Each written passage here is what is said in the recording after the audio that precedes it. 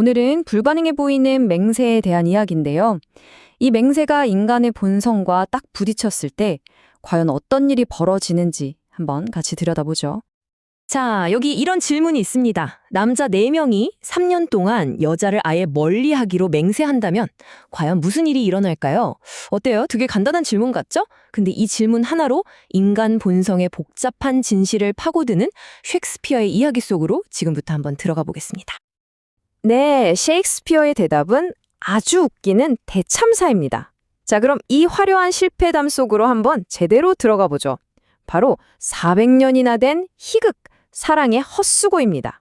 이야기는요, 나바라 왕국의 왕 페르디난드가 세운 아주 거창한 계획으로 시작돼요. 뭐냐면 시간을 이겨보겠다는 겁니다. 어떻게? 오로지 학문에만 몰두해서 영원한 명성을 얻겠다는 거죠. 야, 정말 인간의 한계를 넘어서라는 야심찬 시도라고 할 수 있겠네요.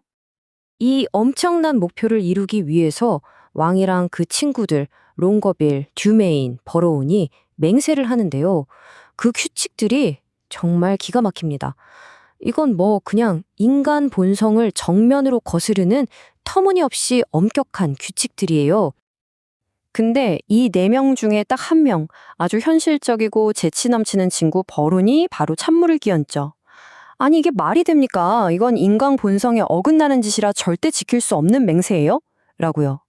근데 어쩌겠어요. 왕이 하도 고집을 부리니까 결국 마지못해 서명을 하고 맙니다. 자, 이걸로 무대는 완벽하게 갖추어졌습니다. 한쪽에는 인간의 원대한 이상, 다른 한쪽에는 도저히 거부할 수 없는 본능. 바로 이 둘의 대결인 거죠. 여러분, 과연 이 위태로운 맹세 얼마나 갈 것 같으세요? 이 모든 계획에서요, 성공이냐 실패냐를 가르는 가장 중요한 규칙이 딱 하나 있습니다. 바로 여자와는 완전히 격리되어 지낸다는 거죠. 그런데 말이죠. 이 맹세서에 잉크가 채 마르기도 전에 현실이 문을 두드립니다. 그것도 아주 우아한 손님으로요. 바로 프랑스 공주가 이끄는 외교사절단이 성문 앞에 떡하니 도착한 겁니다. 타이밍 한번 기가 막히죠? 왕도 어쩌겠어요. 외교 문제를 무시할 수는 없잖아요. 그래서 이건 어쩔 수 없는 일이야 하면서 스스로 만든 규칙의 첫 번째 예외를 만들고 맙니다. 바로 이게 거대한 댐에 생긴 첫 번째 균열이었던 거죠. 그렇게 마지못해 만난 자리에서 3년 동안 학문에만 정진하겠다던 그 굳은 결심은 어떻게 됐을까요? 네, 그냥 눈 녹듯이 사라져버립니다. 남자들 모두 공주와 그 시녀들을 보자마자 첫눈에 홀딱 반해버린 거죠. 이렇게 왕이 한번 균열을 내니까 그 다음부터는 둑이 터진 것처럼 걷잡을 수가 없어집니다. 얼마 안 가서 나바라의 모든 남자들이 신분이 높든 낮든 상관없이 저마다의 방식으로 몰래 약속을 어기기 시작하거든요. 이런 현상을 아주 코믹하게 보여주는 인물이 있는데요. 바로 아주 화려하고 과장된 말을 쓰는 스페인 귀족 돈 아르마도입니다. 이 사람마저도 시골 처녀 하키네트한테 속수무책으로 빠져버리거든요. 이걸 보면 사랑이라는 열병은 정말 아무도 피해갈 수 없나 봐요. 자, 사랑에 빠진 남자들이 꼭 하는 게 있죠. 바로 비밀 연애 편지 쓰기. 여기서부터 아주 고전적인 희극의 한 장면, 그러니까 대단한 편지 소동이 벌어집니다. 왜냐고요? 이 편지들을 배달하던 광대가 그만 편지를 뒤바꿔서 전달해버린 거예요.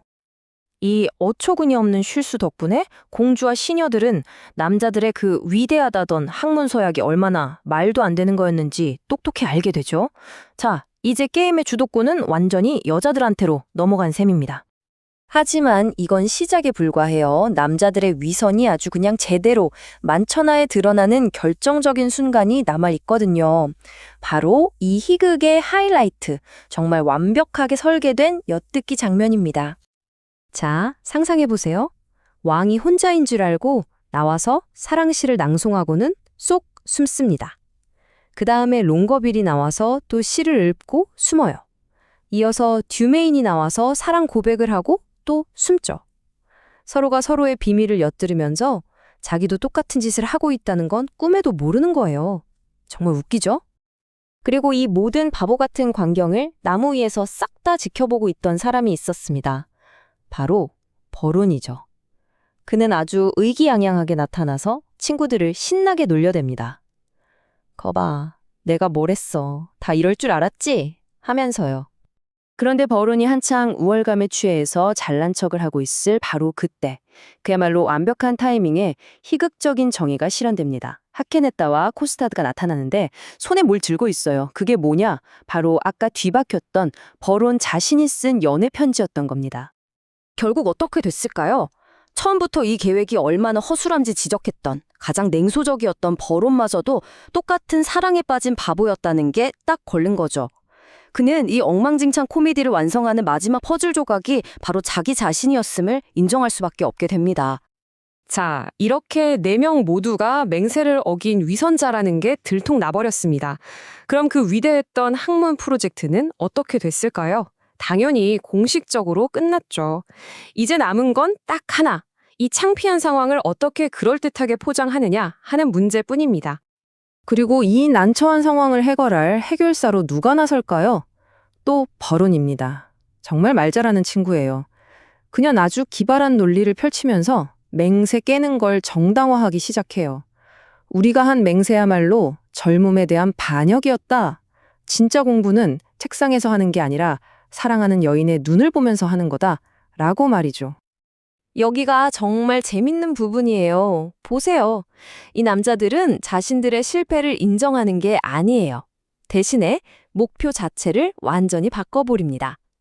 예전에는 지혜를 얻으려면 여자를 피해야 한다 였다면 이제는 진정한 지혜를 얻으려면 여자를 추구해야 한다. 이렇게 말을 바꾸는 거죠. 대단한 자기 합리화죠. 결국 이 4명의 학자들은요, 고독한 공부방을 박차고 나와서 훨씬 더 복잡하고 예측 불가능한 사랑의 학교에 입학하기로 결심합니다. 이제 막 그 학교의 신입생이 된 셈이죠. 앞으로 배울 게 아주 많을 겁니다. 이렇게 400년도도 더 된 이 희곡은 오늘날 우리에게도 아주 날카로운 질문을 던집니다. 인간의 본성? 그 현실을 무시하는 웅장한 이상은 과연 무슨 의미가 있을까요? 그리고 진짜 배움은 과연 책 속에만 있는 걸까요? 아니면 우리 자신의 마음, 그리고 다른 사람과의 관계 속에서 발견되는 걸까요? 한 번쯤 생각해 볼 만한 문제인 것 같습니다.